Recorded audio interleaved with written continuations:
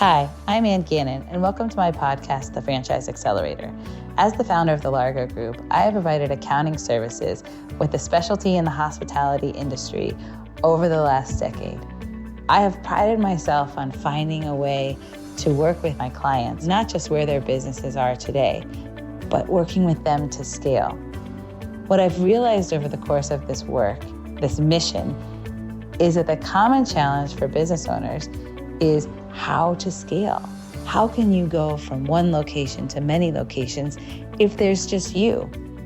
This is why we've started the Franchise Accelerator, because inside you is a great idea that can scale. And with the right tools, the right techniques, you too can create a franchise, a brand that's more than just you grinding it out, working 80 hours a week, and sacrificing for your business. You can create a brand that can stand alone and can truly create financial wealth for your family. I'm so excited to be a part of your journey, and I look forward to being with you every week as we join on this adventure together. Hello, everyone. I'm so excited for this week's episode. We are joined by Chuck Garcia, the founder of the Climb Leadership Institute, and he's going to share so much information about things that as entrepreneurs and business owners, we may not always think about. So I know a lot of our conversations are on finances and accounting, but I'm really excited for this week because I think it's going to be something completely different. So Chuck, thank you so much for joining us. It is my pleasure, Anne. Thank you for having me. Yeah. So to get started, tell us a little bit about your background. Like, how did you get into this world of the Climb Leadership? Well, I can say that if you had told me years ago that I would be doing what I do now, I said, no, that's impossible. Who could do that? So I think I'm a product, as many of us are. We look at, or at least try to predict, what will the future look like? I think for the majority of us, we don't know, but that doesn't stop us from trying to figure it out. So by trade, I'm a Wall Streeter. After college, I was a finance major in college with one desire, and that was to go to Wall Street. Finance was just something that I had a knack for. I didn't know what it was. I grew up in a small town. My father was a college professor, so I didn't have anyone in the business that I understood. It's just something that the more I came to learn about it, that's what I wanted to explore. So in my career, which is really two dimensions, the first part of my career, I spent 14 years under the tutelage of Mike Bloomberg. And for people who may not know him, he's not only one of the world's richest men, he was the mayor of New York for 3 terms and he ran for president.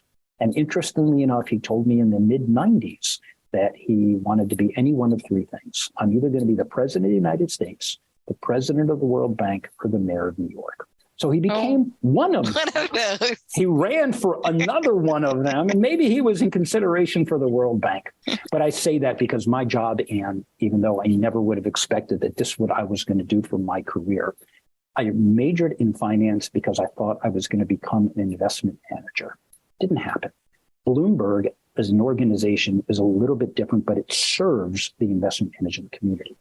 I was the 190th employee in the company.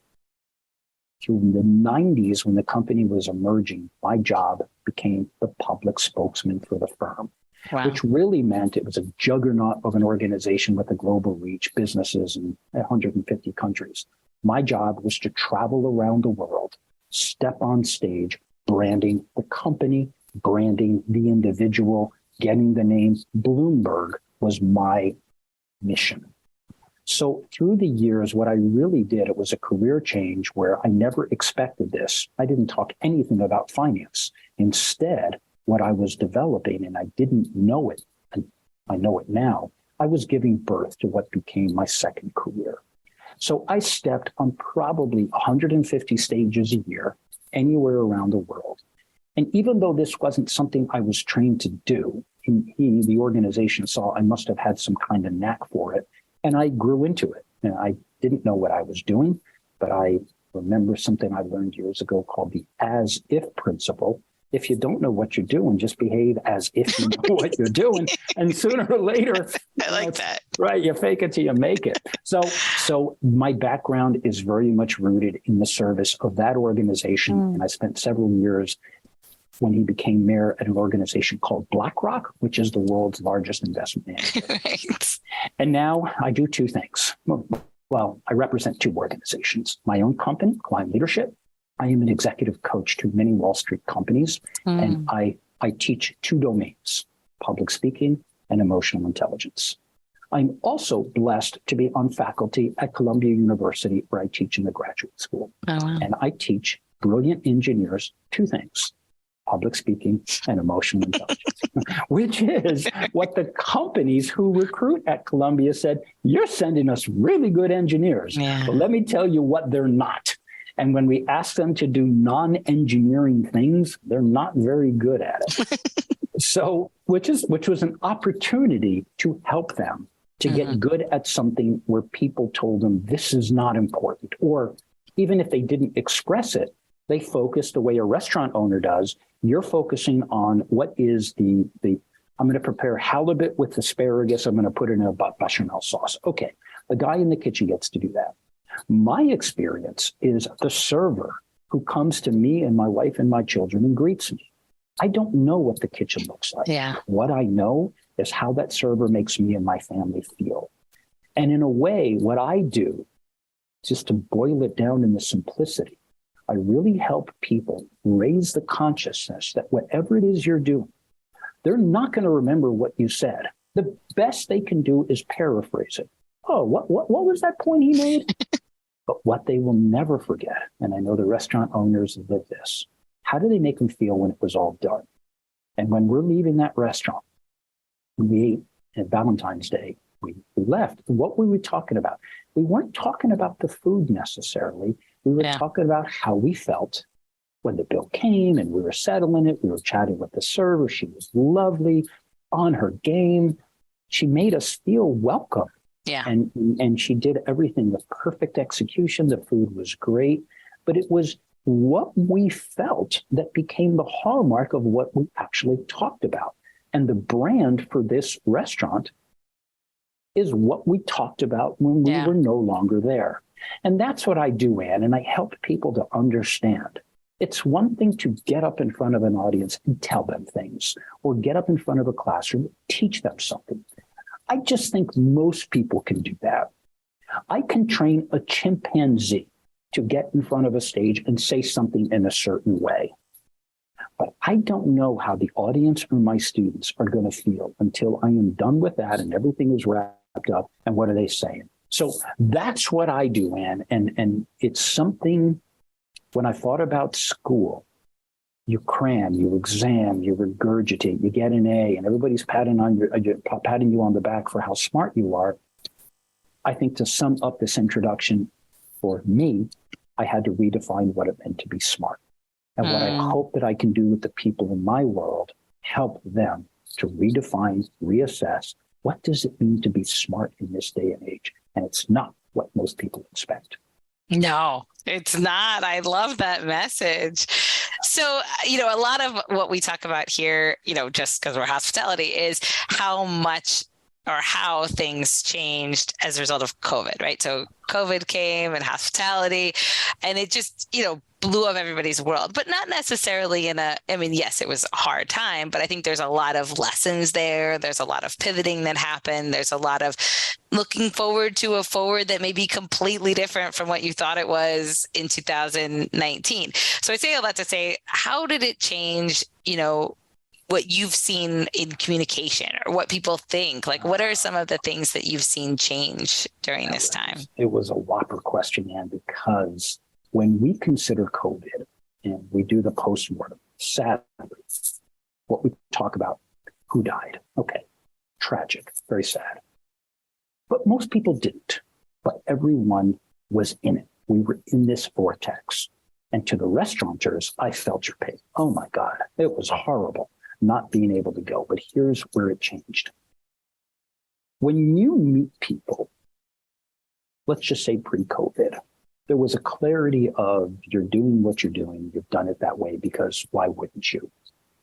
What COVID taught us was that everything that we do from here on in is a continuous series of adaptations. we all had to very quickly, particularly the restaurateurs, what did you do? You created the outside space. I never considered, although in Paris and in Italy, I remember eating outdoors, like in a cafe. The Europeans, like, no worries, but not to the Americans. We like air conditioning and heat. But look what happened. You immediately began to adapt, so you physically changed the space. Yeah. What happened mentally? People were coming into the restaurants, I'd imagine, because my family's the same. We were talking about different things. There was despair. We were in a bad mood. We've been locked up all day on Zoom. Yeah. We were changing our behaviors, and unfortunately not for the better, because we were talking about the tragedy that ensued. So instead of walking into the restaurant feeling good, the server is hitting a family that's had a bad day. Yeah. Somebody got COVID. I got it. It's fine, but not everybody went through it.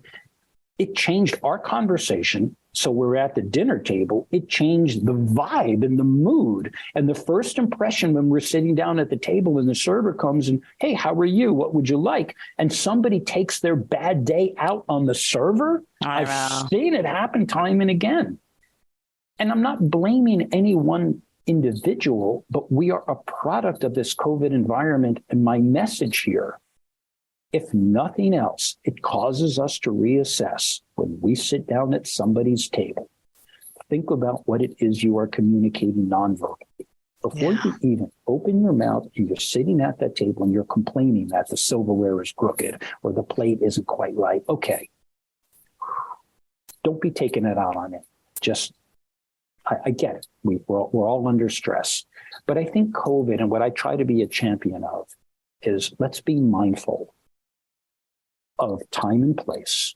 Let's not criticize, condemn, complain. Let's walk a mile into the shoes of other people before we get upset. Let's try to show some empathy.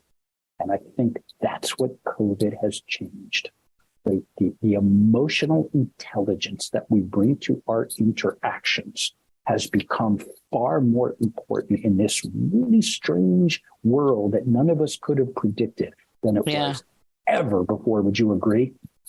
100%. I think it also, it brought to light the importance of communicating. I think you're right, because before you just took for granted that you're going to see someone next week, or you're going to see someone, you just had this routine, I think, in business of you have your core customers and you're just doing your thing, and, it is what it is. But I feel like in COVID, it had an opportunity for people to reinvent the way they talk to their customers, to think about how they talk to their customers. And I think for those people that were able to find new ways, because I think, to some, it was like, well, I can't have my restaurant open, right? No one can come sit at my table. But then you had others who thought, well, my customer still likes my product, right? If they're coming for my burger, they still want my burger. So let me work with them to deliver it in a new way, to adapt to what they're looking for. And I think a lot of it, what I found in our clients, is the listening to what your customer wants, and being, if someone's sharing something with you, being mindful that things change. So that whole idea of we do what we do probably never existed, but it definitely doesn't exist now, right? Like, we have to adapt. And so, I think it brought communication even with your staff, because like you said, they're not communicating the way that they used to. Just everything has changed with communication. And there's one other thing I want to raise the mindfulness of, and I think about it in the culinary arts. I take my Columbia students each year to the Culinary Institute of America. I have a friend there, and we do that. We want a field trip out of the city. But my friend, who is in admissions there, he's given us the tour, and we spend the whole day. And the theme of our field trip is the engineering of food. Because these are mechanical, chemical engineers. They're engineers. So there's a process and there's a rigor. And I think the point that we love about walking CIA, whether we're talking to the person making the broccoli or someone creating the pastry, what we know is there's sugar and salt and umami, whatever those different things are. They are thinking about, how am I engineering this thing? They bring a rigor and a discipline to what it is they are working on. When it comes to the world of communication, and I think about my college, in college, there was a rigor to the technical skills that I learned in finance and accounting and all that. But what we do not learn, which is I'm trying to be a champion of that educational reform, communication has rigor. It has discipline. and think about the consequences of what happens when somebody miscommunicates. They're all over Twitter, they're fired, they're whatever that may be. Or you have a customer that hates your place because the waiter or the server had an emotional meltdown because the customer treated them like crap.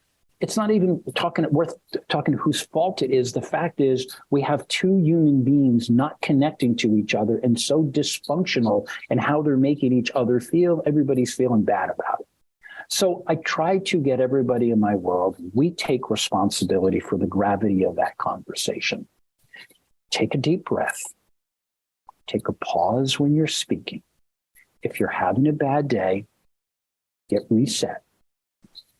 It's okay to take a pause and just let time work for you as everybody begins to reset their own vibe.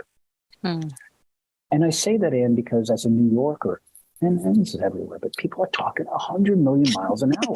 Yes. And sometimes I hear the radio and I said, I don't understand you. You're talking so fast. Yeah. Like, slow down. Yeah. And I think that's where we, I hope, will raise the specter to be mindful that this art and craft of communication, we apply the same sense of rigor and discipline as we do when we're preparing the dish, when we're bringing the dish to the customer, when they're at the checkout point. Every touch point is an opportunity to enhance your brand, because we're going to talk about how you made us feel, not necessarily that the halibut wasn't cooked just right. Okay, it usually is. Usually the food is spot on. Right. But what's not spot on is the unpredictability of your behavior. Yes. And I think that's the other lesson of the last few years is I think, especially in hospitality, but in most companies, you've had, whatever it was, like a mass exodus and then a new wave of employees. So, the core employees that you had, it's a different group now, right? Like it's you might have the same number, but it's certainly not, for the most part, the same people. And I think what that's done for business owners is you now have to train all these people, right? You now have this responsibility of training and getting, your response and especially communication out where you never did before. You had someone who was there 20 years who would just train them for you. You didn't even notice it or didn't even think about it. So to me, I've seen a lot more owners be aware of training their staff, and especially in hospitality, when you have, 18-year-olds who, you can't assume that there's any level of training going on outside of your four walls. So what are some of the things someone should do to think about communication in that training? Because like you said, you could train them to make a burger, but if they don't know how to talk to your customer, they don't have everything they need to survive. I'm going to give you a good example. On that dinner that we went to that I referenced earlier, we had a very good server. And there were specials that evening. And we read the menu, and he said, what sides would you like with your halibut? And I asked him, well, what are my choices? And he rattled off lightning speed, broccoli, asparagus, and for an upcharge, and my family, I was with my wife and two of our friends, and we all said, what? Could you repeat that again? And I mentioned to my friend who was sitting next to me, hey, I spend a living teaching guys like this to slow down. But what he did, we didn't get the 7. He had 7 choices. We didn't get any of them. But I think we got asparagus. But what I asked him, I said, Tim, whatever his name was, I appreciate that. I'm just going to ask you a favor. I'm not that smart. I'm actually a pretty dumb guy. And when you spoke of all of those specials, I appreciate that. But I only got one of them. Would you mind, just for my own edification, just slow it down a bit?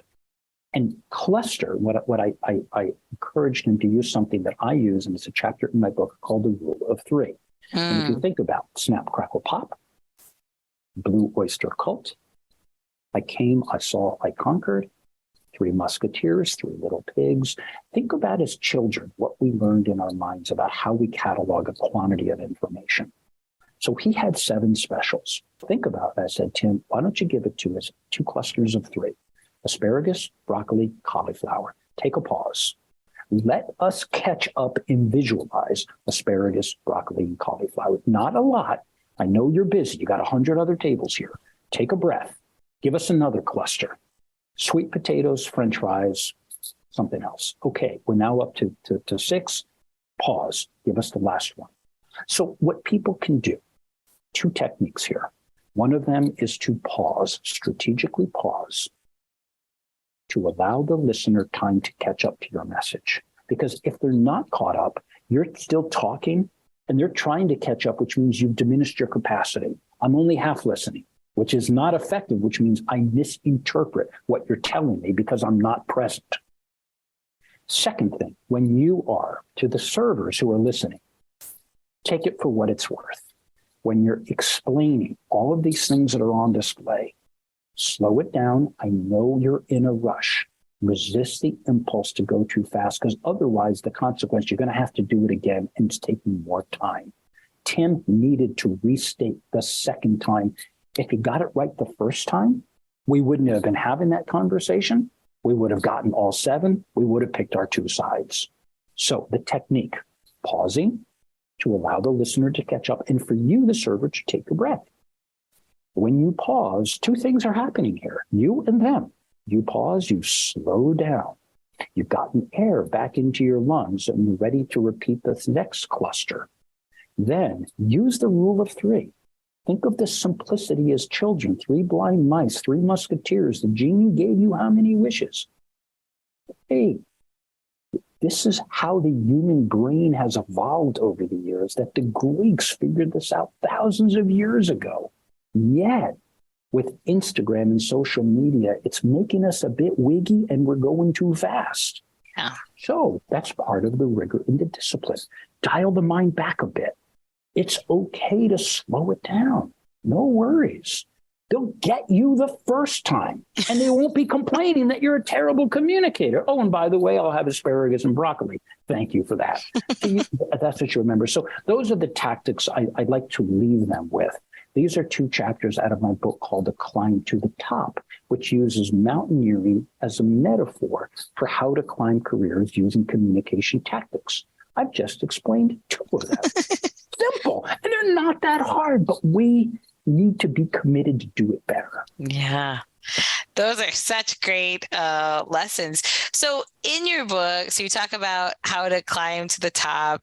What are some of the things, the intangibles that you see from people who have really, reached their goals and achieved success versus others that have struggled? Yeah, there's something I didn't expect, and I appreciate the nature of the question because it's leading me to really think about what I have done for other people. In fact, I will say, I don't change people. I help them to change themselves. And what happens is when you help someone to become a superior communicator, they grow in a level of confidence and self-awareness beyond anything I ever imagined when I started doing this. So what I learned is when people find a mechanism to be more confident in themselves, and I'll state this because I will say, all the things that we're taught as children and adults, nothing is more important than your own self-wisdom. Knowing yourself, knowing what you're good at, knowing what you're bad at, and deciding what it is you want to improve. By becoming a powerful and compelling communicator, the intangible Anne that I've seen people to all of a sudden unleash the beast, not just I can step on stage. They decide to take up skiing, they take up cooking, because what have we done? We've confronted the fear, we've faced it, we've worked at it, not striving for perfection. I never suggest anyone do that. Strive for progress. Yeah, you're going to suck, but first time I cooked, I sucked. I still suck, but it doesn't stop me from cooking. So we try. And the intangible of how we regard ourselves and how we decide to show up in moments of confidence, we've seen what it feels like when we're not. And now we're beginning to see the difference and feel the difference when we are. If that is an intangible that comes because you learn to pause and to speak in the rule of 3, it's beautiful. So one thing that you learned leads to the benefit of the self, of being more emotionally intelligent, of being less fearful of all the things that are in front of you. And then also, and this is, I think, the most important part for many I've trained, The fear of social judgment, the fear of judgment, just in general, the fear of making mistakes, the fear of failing. I understand that. We all have them. What I try to help people is, what's the worst thing that's going to happen? Put it this way. If you don't try, your consequence of not trying is much more dramatic than your consequence of screwing up, right? Because you're always going to carry those regrets. Yeah. So I think that's what I would leave. Be mindful on how it makes you feel. Learn, I would say to everybody, the art and science of emotional intelligence. You learn about yourself. You learn how to read a room. To the servers, and I think what the really good servers do in the restaurant, they read that room. You show up and you see a couple fighting, you see a couple making out. That's a very different thing. Yeah. But you as a server have to decide in that moment, what am I going to do with this? Do I back up and give you space? Or do I say, would you like the salmon cooked? You know, you don't know, but it's all improvisation when the server shows up. He's got a script, but immediately it's the art of improvisation because he is now reacting to the mood of the people who are expecting you to bring this lovely meal. And that improvisation, I think, is underutilized. Oh, completely. And I teach it. When I teach communication skills, we teach improv, how to very quickly build a story in response to something you couldn't predict.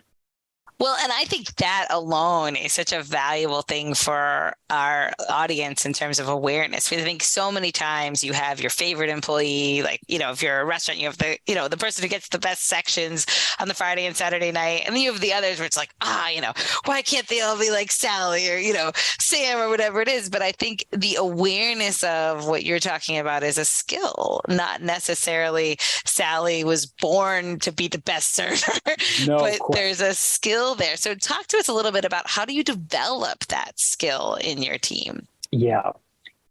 If you think about that, that means that all skills can be developed, but there's one design flaw. You actually have to try. And to many people, I'll wing it. I'll no. If I were to ask you to learn how to cook that halibut just perfectly, you're not doing it because you winged it.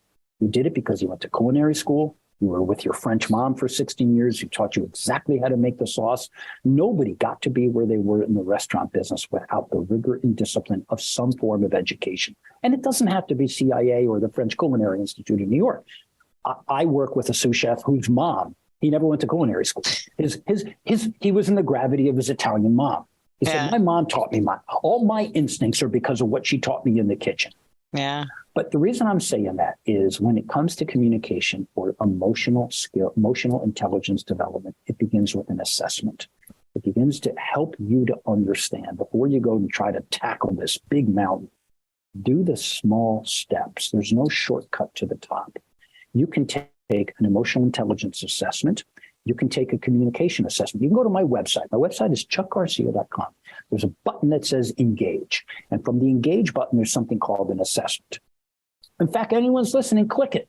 I'm going to read it. Nobody else, just me. You're going to get a score. I don't care what the score is. It doesn't matter what the score is. What matters is how do we interpret your areas of development, not your weaknesses. I'm not going to point them out because the hell with them. Let's build on the things that you do well, and let's worry about any weaknesses later. Let's get good at something before we try to get better at something else. How do we know what we're good at?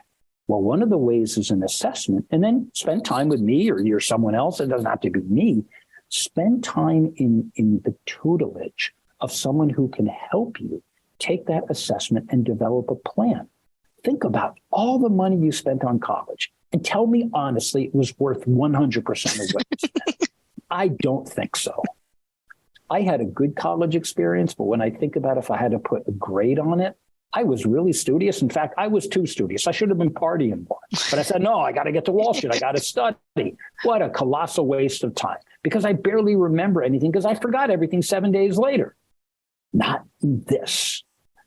Think about every time you go to that table, you're building and you're creating a muscle memory for what's going to happen the next time you get an irate customer who didn't like your hamburger. Yeah. Okay, this is where we continue to build, where we slow down.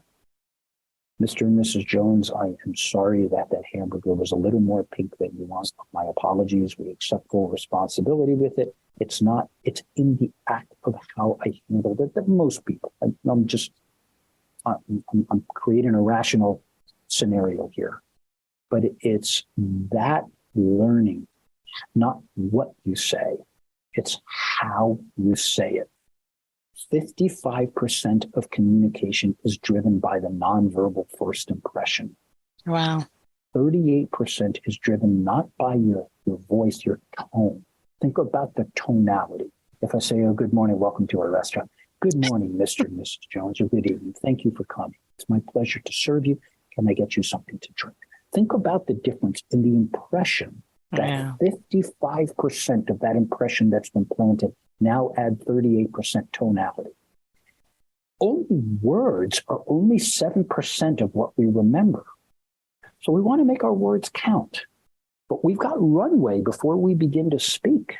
Your body speaks before your mouth opens when you show up at the table. They see you. Are you smiling? Are you happy? Are you freaking miserable? I've seen servers come up looking miserable and say, hey, are you okay? Now, I'm trained for this, so I ask them, look, hey, it's all good. Like, just no problem. Go take a couple minutes to compose and come back and help us. It's all good because I'm trained to see this. But many are not. They're in a job. They have to serve their customers. They don't know. You just toss them out there because it's Friday night and like millions of people are coming in to eat. So I ask everyone, assess, be honest about what you want out of this. Think about your areas of improvement and who can help you. We cannot do this alone. I have learned that. I'm fortunate and that I was given a lot of leeway in my career to develop my game, but I definitely had mentors along the way. You can't do it alone. And everything's a mountain climber or a restaurant. You can't put that salmon on the table alone. Think about all the people that touch that. Now, let's give credit to the dishwashers, the guys mopping the floor. We love them. We love them. Back of house, I've never seen them, but I know they're there because I know what the front looks like. Yeah. And you're likely as beautiful on the inside as you are on the outside, in spite of the stress and the trauma that comes with a Friday night and you got 100 orders. I get it. But think about your insides. What do you want? What projects on the outside? It's based from what's in here. You got garbage in here, you're going to have garbage outside. You think about your mindfulness, your friendliness. Thank you for joining us this evening. I hope you enjoyed the meal. Please come back. Make them feel the best thing a restaurateur can do is knowing when they leave, they're going to have a bridge back. Because if they're not a bridge back, you're screwed, and they're going to tell their friends, can you believe that restaurant was undercooked? Oh, serious? Yeah. Or, God, I went to this restaurant. Because we all have friends that eat in restaurants. The servers were phenomenal. Let's give service the credit. The food, as we say in Brooklyn, forget about it. It was awesome. But that's what we talk about when we're talking about you. Yeah. We're talking about the experience. And we feel the experience. We don't see it. We feel it because we talk about our feelings first. We talk about what we see second. So think about, to all the servers, think about your feeling. How are you making them feel when they get that check? And you want the tip, right? You want 22%? But they might give it to you because they're feeling good. There's an incentive to treat them well. It's called to ensure promptness. Tip. Yeah. No, that's awesome. That's such great advice. And I think just opening people's eyes to this as a skill you can develop and you can create that, employee that everyone loves and, really develop your own team, which is, eye-opening to people, and keep especially them coming back. Yes, exactly. So if people want to learn more, where can they find you? You can always find me on my website. So if you remember my name is Chuck Garcia. And if you add a .com to it, you found me, chuckgarcia.com. From there, there's a contact tab. You can always reach out. You can take the assessment. And if you do, I will send you a copy of my book in either PDF or audio called The Climb to the Top. You can read it. If you like the sound of my voice, you might want to listen to it. If you hate my voice, forget it. Read it. But the idea is these are communication tactics that I developed over many years of public speaking. But it's not a public speaking book. It's you're at the server. You're speaking to your wife or your husband. You're speaking to your 6-year-old. How do you make others feel? What are the tactics and the tools that you employ in order to connect with people on an emotional level? That's why I wrote A Climb to the Top. So reach out. It's all so simple. Yes. No, this has been such a great conversation. So thank you so much for taking the time and enlightening us today. And I hope everybody checks out his website, because just that assessment, I mean, where can you find an assessment that gives you good information about what you're good at and what you're not? So thank you very much again, and best of luck in the future. Thank you, Anne. It was a pleasure collaborating with you, and I'm grateful for the opportunity to speak to your audience.